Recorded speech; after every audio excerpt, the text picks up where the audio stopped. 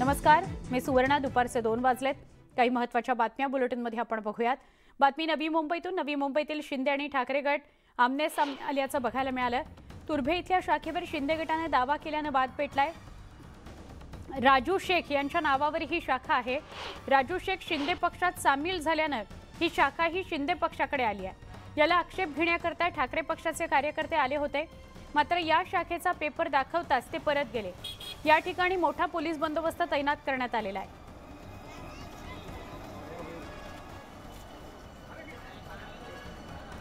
शाखा ताब्यात घेण्यावरून नवी मुंबईतल्या तुर्भे इथं वाद पेटला.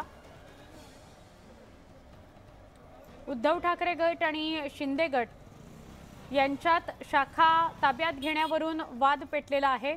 आमचे प्रतिनिधी प्रमोद पाटील यांना अधिक विचारूया. प्रमोद, हा सगळा काय प्रकार आहे? आज उपनगरामध्ये सुद्धा काही असे प्रकार घडले, शाखेवरूनच वाद झाला, शाखा ताब्यात घेण्यावरून. हे तुर्भेमधलं काय प्रकरण आहे? नक्कीच आपण ज्या पद्धतीनं म्हणालात ती अत्यंत सत्य आणि खरी गोष्ट आहे. अनेक ठिकाणी अशा प्रकारचे वाद उफाळून निघालेले आहेत. जेव्हापासून ठाकरे गट आणि शिंदे गट वेगवेगळे झाले तेव्हापासून शाखा घेण्यावरून अत्यंत टोकाचे अशा प्रकारचे वाद झालेत. मागेच आपण बघत असाल याच शाखेवरून एक मोठा वाद निर्माण झाला होता. त्यानंतर पोलिसांच्या मध्यस्थीने त्या त्या शाखेवर टाळे ठोकण्यात आले होते. दोन्ही गटांकडून टाळे ठोकण्यात आले होते. आता मात्र प्रकार असा विचित्र प्रकारे वळण घेतला की ज्या व्यक्तीने शिंदे गटामध्ये प्रवेश केलेला आहे त्याचं नाव आहे राजू शेख. त्या राजू शेखच्या नावावर ही शाखा आहे. त्याच्याच नावावर संपूर्ण सगळं जे काही बिल वगैरे असतं तिथलं, म्हणजे विद्युत बिल वगैरे सगळं ते त्याच्याच नावावर येतं आणि त्यामुळे त्याने शिंदे गटात प्रवेश केला. याचाच धागा पकडत शिंदे गटाच्या कार्यकर्त्यांनी त्या शाखेवर पुन्हा एकदा ताबा मिळवण्याचा प्रयत्न केला. तिथे ते गेले, बोर्ड हटवण्याचा प्रयत्न केला, परंतु तोपर्यंत पोलीस तिथे मोठ्या प्रमाणामध्ये जमा झाले. त्यानंतर ठाकरे गटाचे काही जे कार्यकर्ते होते तेही त्या ठिकाणी जमा झाले. त्या दोघांमध्ये वादावादी होण्यापूर्वी ज्या पोलिसांनी मध्यस्थ केली आणि जे पेपर्स आहेत, जे राजू शेख याच्या नावावर जे पेपर्स आहेत शाखेचे, ते पेपर्स ठाकरे गटाच्या कार्यकर्त्यांसमोर सादर केले आणि त्यांना सांगितलं की ह्याच्या नावावर शाखा असल्यामुळे हा आमच्या गटामध्ये आलाय, त्यामुळे शाखा आमची राहील. आणि त्यामुळे ठाकरे गटाचे जे कार्यकर्ते होते ते परत गेले आणि त्यानंतर लगेचच शिंदे गटाच्या कार्यकर्त्यांनी त्या शाखेवरचा जो जुना बोर्ड होता तो उतरवला आणि नवीन बोर्ड म्हणजे बाळासाहेबांची शिवसेना या नावाचा नवीन बोर्ड चढवला आणि ही शाखा शिंदे गटाच्या स्वाधीन करण्यात आली. निश्चित. प्रमोद, धन्यवाद. आपण सविस्तरपणे माहिती दिली त्याबद्दल. मुख्यमंत्री एकनाथ शिंदे शाखेचं उद्घाटन करणार आहेत. शाखेवरून वेगवेगळ्या ठिकाणी वाद पेटलेले आपण सध्या पाहतो आहोत. बाळासाहेबांची शिवसेना या पक्षाकडून सूत्रांनी माहिती दिली आहे की बाळासाहेबांची शिवसेना जोरदार शक्तीप्रदर्शन डोंबिवलीमध्ये करणार आहे. डोंबिवली शहर शाखेचं उद्घाटन मुख्यमंत्री एकनाथ शिंदे यांच्या हस्ते केलं जाणार आहे. डोंबिवली शिवसेना शाखा वाद प्रकरण आज सकाळपासून चर्चेत आहे. बाळासाहेबांची शिवसेना यांनी शाखा ताब्यात घेतलेली आहे. सकाळी 9 वाजता ही शाखा ताब्यात घेण्यात आली. शाखेबाहेर मोठा पोलीस बंदोबस्त बघायला मिळतोय. ही डोंबिवलीतली बाळासाहेबांची शिवसेना ही शाखा आहे जी ताब्यात घेतली गेली आहे. माजी परिवहन मंत्री अनिल परब बोलतायत. थेट प्रक्षेपण. माहिती समोर येते. नेमकी किती प्रतिज्ञापत्र दिल्या त्यांनी रिजेक्ट झाली आहे? ही मला वाटतं अफवा आहे. शिवसेनेने जी प्रतिज्ञापत्र दिलेली आहेत ती व्यवस्थित त्या फॉर्मॅटमध्ये दिलेली आहेत. आमच्याकडे देखील अशा प्रकारच्या बातम्या कोण कोण सांगते की काही रिजेक्ट केली आहेत, काही ठेवलेली आहेत. मला सांगा, एकच फॉर्मॅटमध्ये जर प्रतिज्ञापत्र जर आम्ही दिलेली असतील तर त्याच्यातली काही बरोबर आणि काही चुकीची असं तर होऊ शकत नाही. परंतु ह्या जाणीवपूर्वक सोडलेल्या बातम्या आहेत आणि असं कुठलंही पत्र ॲफिडेव्हिट रिजेक्ट केलंय असं आम्हाला निवडणूक आयोगाने कळवलेलं नाही. कारण निवडणूक आयोगाला सुट्टी आहे आणि सुट्टीच्या दिवशी कोणी काम करत नाही अशी आमची माहिती आहे. आणि त्यामुळे ह्या सगळ्या अफवा आहेत, या बातम्या आहेत, या जाणूनपूर्वक पेरलेल्या बातम्या आहेत आणि याच्या बाबतीमध्ये आमच्याकडे कुठलाही खुलासा किंवा कुठलीही माहिती निवडणूक आयोगाने आम्हाला दिलेली नाही. बच्चू कडूंनी मुख्यमंत्री उपमुख्यमंत्र्यांना निर्वाणीचा इशारा दिला आहे. ते म्हणतात की आमच्यावरती जे आरोप होत आहेत खोके घेतल्याचे, ते पण त्यांच्याच भाजपच्याच समर्थक आमदाराकडनं, रवी राणाकडनं, त्याचा खुलासा करण्यात यावा. बच्चू कडूंना माझ्याकडनं शुभेच्छा आहेत. तुमच्या संपर्कात आहेत का? नोटीस देखील पाठवणार आहेत सीएम आणि डीसीएमला. मी म्हटलं ना, आमच्याकडनं त्यांना शुभेच्छा आहेत. ही लढाई त्यांनी जोरात लढावी. ही स्वाभिमानाची लढाई आहे त्यांच्या. त्यांचं म्हणणं असं आहे की 50 खोके जर नसतील मिळाले तर किती मिळाले आणि किती राहिलेत याचा देखील हिशोब द्यावा. तुमच्या संपर्कात आहेत का बच्चू कडू? आमच्या संपर्कात कोणी नाही, आम्ही कोणाशी संपर्क केलेला नाही. त्याचं तुमचं समर्थन असं आहे म्हणजे या गोष्टी बच्चू कडूंच्या म्हणताय त्याला आरोप आतापर्यंत नाही, नेमकं अजून हे कळलेलं नाहीये की कबूल केलेले पूर्ण मिळालेले नाहीयेत का बिलकुल मिळालेले नाहीयेत. काही दोन गोष्टी असू शकतात ना, एक तर कबूल केले आणि मिळाले नाहीत किंवा बिलकुल मिळालेले नाहीत. अजून बच्चू कडूंनी सांगितलेलं आहे आम्हाला मिळालेले नाहीत. त्याच्या पुढचं कदाचित वाक्य त्यांनी सांगावं की बिलकुल मिळालेले नाहीत किंवा अर्धे मिळालेत. हे सगळं प्रकरण कोर्टात सुद्धा जाणार आहे. कोर्टातनं काही कदाचित कोर्टात साक्ष तपासली जाईल, त्यावेळेला सगळ्या गोष्टी बाहेर येतील. अर्धवट मिळाले, पूर्ण मिळाले नाहीत. त्यामुळे बच्चू कडूंना या लढाईला मी शुभेच्छा देतो. सर, 1 तारखेपर्यंतचं अल्टिमेटम त्यांनी दिलेलं आहे. 1 तारखेपर्यंत जर स्पष्टीकरण नाही मिळालं तर 8 आमदार असे आहेत की जे वेगळा निर्णय घेऊ शकतात असं देखील त्यांनी मी पुन्हा एकदा सांगतो, या सगळ्या गोष्टींना आम्ही त्यांना शुभेच्छा देतो. कारण ह्या भानगडी आमच्या नाहीत, त्या त्यांच्या अंतर्गत भानगडी आहेत, त्या त्यांनी लढाव्या. आणि दुश्मन का दुश्मन दोस्त होता है. मंत्रिमंडळाच्या विस्ताराची चर्चा सुरू झाली की अशा पद्धतीची नाराजी शिंदे गटाच्या आमदारांकडनं सातत्यानं समोर येते. काय कारण वाटतं? कुठेतरी खतखत वाढत चालली आहे. मी पुन्हा एकदा सांगतो, हा त्यांचा सगळा अंतर्गत विषय आहे. या अंतर्गत विषयाशी आमचं काही घेणं देणं नाही.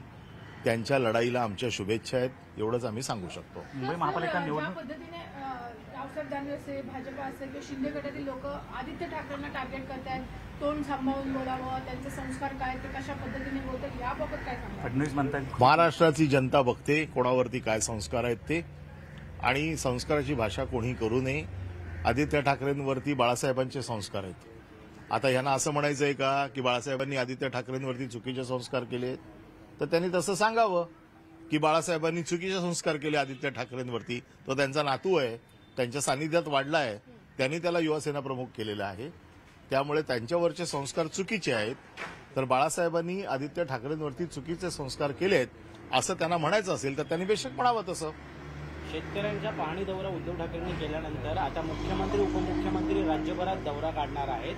ठिकठिकाणी जाऊन बांधांवरती शेतकऱ्यांशी संवाद साधणार आहेत आणि विशेष करून ज्या ज्या ठिकाणी शिवसेनेचं प्राबल्य आहे अशा विभागांमध्ये भेटी देणार आहेत. नाही, बघा, शेतकऱ्यांचा जो काय नुकसान झालंय अतिवृष्टीमध्ये, या अतिवृष्टीची मागणी ही त्या दिवशी देखील उद्धव साहेबांनी आपल्या पाणी दौऱ्यात केली की ही मागणी शेतकऱ्यांची आहे आणि त्यांनी शेतकऱ्यांची मागणी थेट सरकारला कळवलेली आहे. आम्ही त्याच्यात काही बोललेलो नाही आहे. आम्ही शेतकऱ्यांची मागणी ही पाठवलेली आहे. आता ही शेतकऱ्यांची मागणी मान्य करायची का अमान्य करायची हे सरकारने ठरवावं. शेतकऱ्यांच्या प्रति संवेदनशील सरकार जर असेल तर शेतकऱ्यांनी केलेली मागणी मान्य करतील. जर संवेदना हरवल्या असतील तर ते तशी मागणी मान्य करणार नाहीत. मुंबई महापालिकेची निवडणूक आहे आणि त्यापूर्वी एक महायुती आकाराशी मनसेला घेऊन अशा प्रकारची शक्यता व्यक्त केली जाते. शिंदे गट, भाजप आणि मनसे. आम्ही आमच्यासमोर, मी नेहमी सांगतो, आम्ही आमचं सैन्य तपासतो. दुसऱ्याच्या सैन्यात काय आहे याची आम्हाला बिलकुल काळजी नाही. सगळे जरी एकत्र लढले तरी मी पुन्हा एकदा सांगतो, बाळासाहेबांनी आशीर्वाद दिलेली ही उद्धव बाळासाहेब ठाकरे अशी जे आत्ता आम्हाला नाव मिळालंय, ह्या नावाने आम्ही मुंबई महानगरपालिका जिंकू म्हणजे जिंकूच.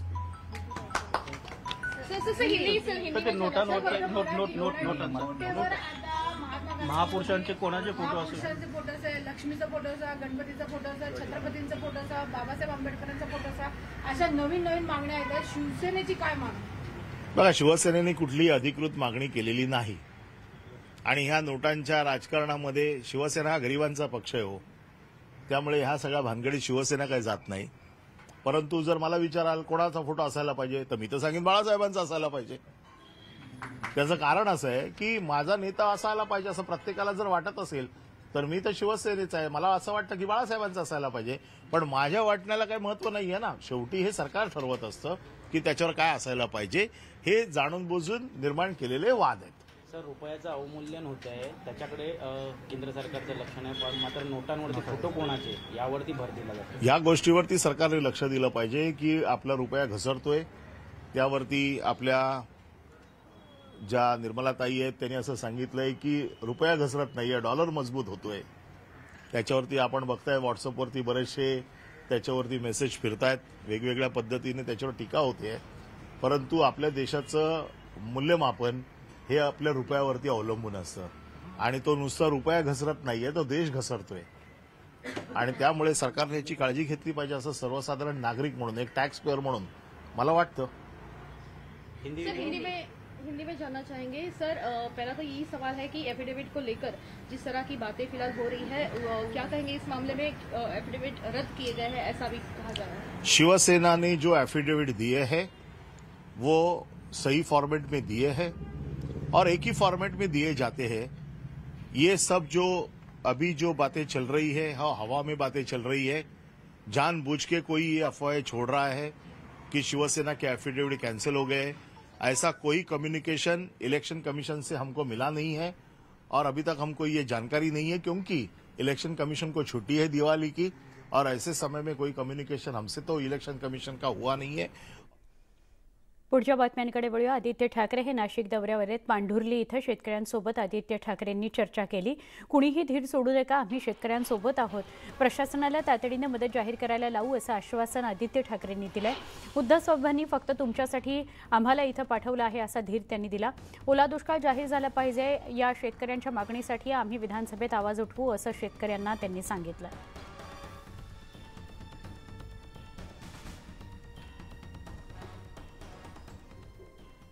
बच्चू कडू आणि रवी राणा यांच्यातला वाद दिवसेंदिवस वाढत चाललाय. रवी राणांनी माझ्यावर केलेले आरोप सिद्ध करावेत, नाहीतर त्यांनी माफी मागावी, अन्यथा राणांना जशास तसं उत्तर देण्याचा इशारा बच्चू कडू यांनी दिलेला आहे. रवी राणांमुळे मी एकटा नाराज नसून 50 आमदार नाराज आहेत. अनेकांनी संपर्क साधून नाराजी व्यक्त केल्याचं बच्चू कडू म्हणाले. मी केलेल्या मागणीवर 1 तारखेपर्यंत विचार करा आणि जर तो नाही झाला तर आक्रमक भूमिका घेऊ असा इशारा त्यांनी दिला आहे.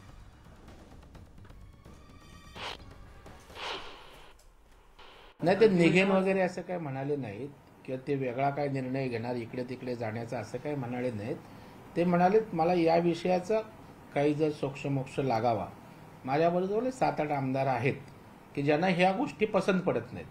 त्यांनी मी 7-8 आमदारांना घेऊन जाणार आहे, बाहेर पडणार आहे असं कुठेही वक्तव्य आलं नाही. बच्चू कडू एक संवेदनशील नेता आहे.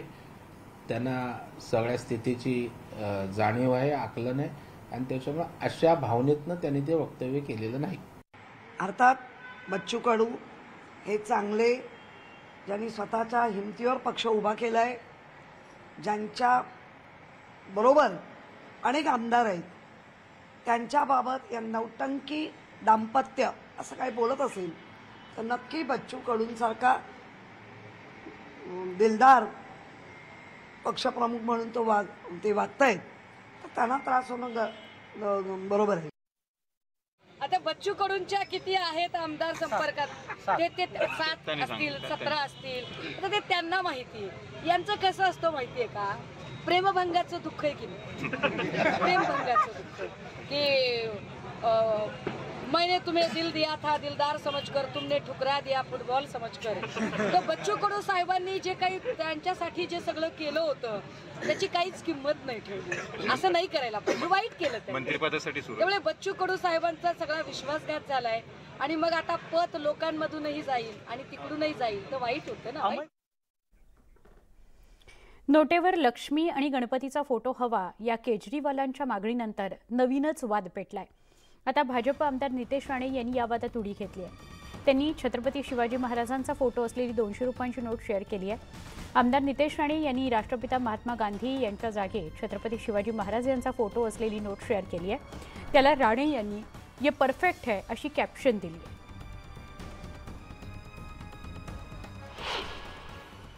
छत्रपती शिवरायांचा फोटो आपल्या भारतीय चलनावर दिसावा अशी मागणी किंवा अशी इच्छा मी माझ्या सोशल मीडिया अकाउंटवर व्यक्त केली. ही एक भारतीय नागरिक म्हणून माझी एक वैयक्तिक मागणी आहे. देशाचे पंतप्रधानांनी नेहमीच शब्दात पलीकडे जाऊन कृतीतून पण शिवरायांबद्दल आदर व्यक्त केला आहे. म्हणून एक भारतीय नागरिक म्हणून मी माझी भावना या निमित्ताने व्यक्त केलेली आहे. नोटांवरील फोटोवरून राजकारण जोरात सुरू झालंय. आता भाजप आमदार राम कदमांनी 4 फोटो ट्विट करत नोटांवरील फोटोबाबत मागणी केली आहे. त्यांनी शिवाजी महाराज, डॉक्टर बाबासाहेब आंबेडकर, स्वातंत्र्यवीर सावरकर आणि पंतप्रधान नरेंद्र मोदींचा नोटेवरील फोटो ट्विट केलाय. अखंड भारत, नया भारत, महान भारत, जय श्रीराम, जय माता दी असं ट्विट त्यांनी केलं आहे. नोटेवरील फोटोंच्या वादावर प्रवीण दरेकरांनी काय प्रतिक्रिया दिली पाहूयात. आपला बहुभाषिक देश आहे, बहुप्रांतांचा देश आहे आणि अशा वेळेला प्रत्येकाचं श्रद्धास्थान असतं, प्रत्येकाचं दैवत असतं. आणि मला वाटतं पंतप्रधान नरेंद्र मोदी साहेब अत्यंत सक्षम आहेत. त्या ठिकाणी योग्य वेळी या देशहितासाठी, देशाच्या स्वाभिमानासाठी अशी गरज भासली तर ते योग्य निर्णय घेतील. आम्ही जिल्ह्यात, तालुक्यात, राज्यात अशा प्रकारची फोटोंची स्पर्धा करणं योग्य असं मला वाटत नाही. 2006 मध्ये माजी मंत्री रामदास कदम यांनी बेळगावमधील एका सभेत महाराष्ट्र कर्नाटक सीमा वादावर प्रक्षोभक भाषण केलं होतं. या प्रकरणी रामदास कदम यांच्यावर बेळगाव जिल्ह्यामध्ये गुन्हाही दाखल झाला होता. या प्रक्षोभक भाषण प्रकरणी माजी मंत्री रामदास कदम आज बेळगावातील खानापूर कोर्टात हजर झाले. याबाबत कोर्टानं पुढील सुनावणी 30 नोव्हेंबरला ठेवली आहे. त्यामुळे केवळ हजेरी लावून रामदास कदम निघून गेले. दरम्यान 1 नोव्हेंबरला सीमावासीय काळा दिवस पाळतात. त्यामुळे या पार्श्वभूमीवर बेळगावात कोणतेही वादग्रस्त स्टेटमेंट करू नका अशा सूचना कोर्टानं रामदास कदमांना केल्या आहेत. त्यामुळे रामदास कदम यांनी प्रसारमाध्यमांशी बोलायचं टाळलं.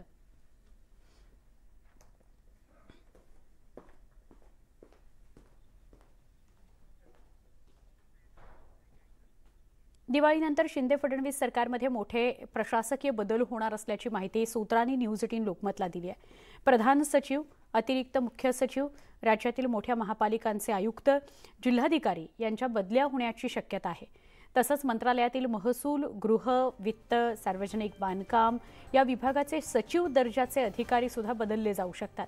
वरिष्ठ IAS अधिकारी, DIG, IG, पोलीस आयुक्त पदावर सुद्धा मोठे बदल होण्याची शक्यता आहे. सूत्रांनी ही माहिती दिली आहे.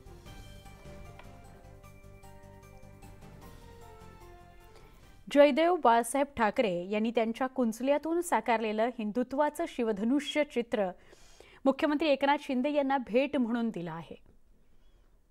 जयदेव ठाकरे यांच्या पत्नी अनुराधा ठाकरे यांनी हे चित्र मुख्यमंत्री एकनाथ शिंदे यांना वर्षा या निवासस्थानी जाऊन भेट म्हणून दिलेलं आहे.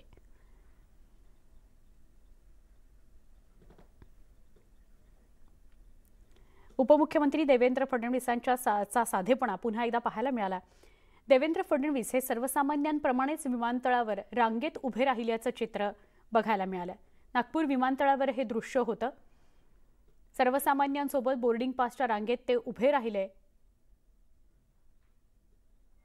हे दृश्य नागपूर विमानतळावरच आपल्याला दिसतंय उपमुख्यमंत्री देवेंद्र फडणवीस यांचं.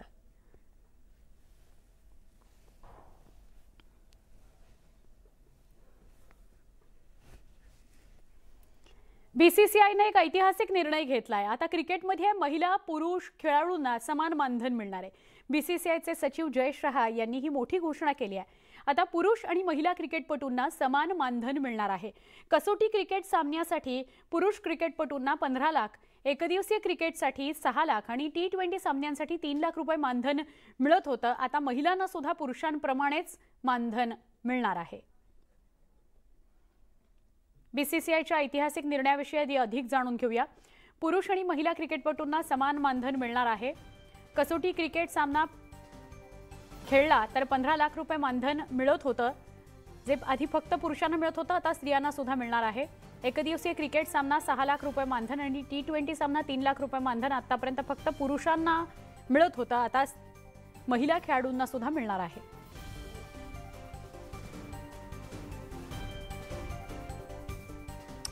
मुंबई पोलिसांनी एका 3 महिन्यांच्या मुलीच्या अपहरणाची तातडीने उकल केली. अवघ्या 24 तासात मुंबई पोलिसांनी आरोपींचा शोध घेतला आणि त्यांना अटक केली.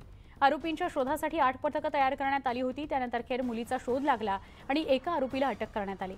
पोलीस आयुक्तांनी चिमुकलीला आई वडिलांच्या स्वाधीन केलं.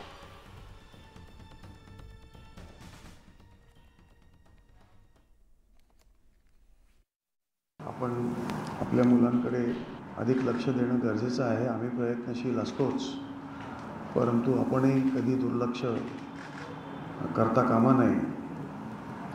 हा जो आरोपी आहे मोहम्मद हनीफ, त्याला ताब्यात घेतलेला आहे. अधिक चौकशी चालू आहे आणि नेमक्या कोणत्या उद्देशानं हे मूल त्यांनी नेलं कब्जातून याचा तपास सुरू आहे. आम्हाला संशय आहे की त्यांनी अधिक असे काही कामं यापूर्वी केली आहेत का त्याची पण पडताळणी आम्ही करत आहोत आणि लवकरच जर काही असं असेल तर आम्ही निष्पन्न करू.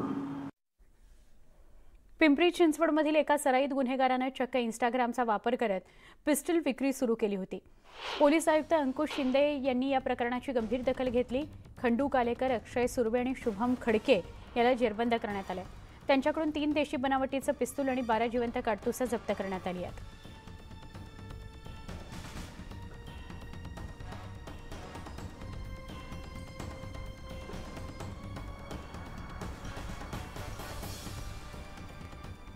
एक महत्त्वाची बातमी आहे. क्रीडा विश्वातून ही बातमी आहे. भारताच्या 20 ओव्हरमध्ये 179 धावा झालेल्या आहेत. या घडीची महत्त्वाची बातमी. भारताच्या 20 ओव्हरमध्ये 179 धावा झाल्या आहेत. नेदरलँडला विजयाकरता 180 धावा कराव्या लागतील. विराट आणि रोहितनं अर्धशतक झळकावलेलं आहे आणि 179 इतका आकडा रन्सचा गाठलेला आहे. भारताच्या 20 ओव्हरमध्ये 179 धावा झाल्यात आणि नेदरलँडला आता 180 धावा जिंकण्याकरता कराव्या लागतील. विराट आणि रोहितनं अर्धशतक झळकावलेलं आहे.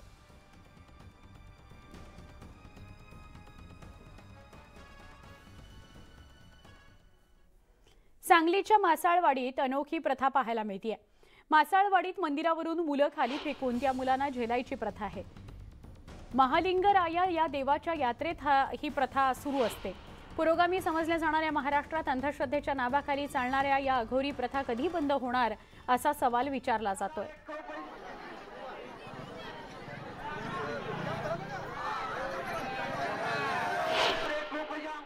आटपाडी तालुक्यातील मासळवाडीमध्ये सुद्धा असाच प्रकार काल घडलेला आहे. लहान मुलांना मंदिराच्या कळसावरून फेकणं हा एक अघोरी अंधश्रद्धेचा प्रकार आहे. हा त्वरित प्रशासनानं याची दखल घेऊन तो बंद केला पाहिजे.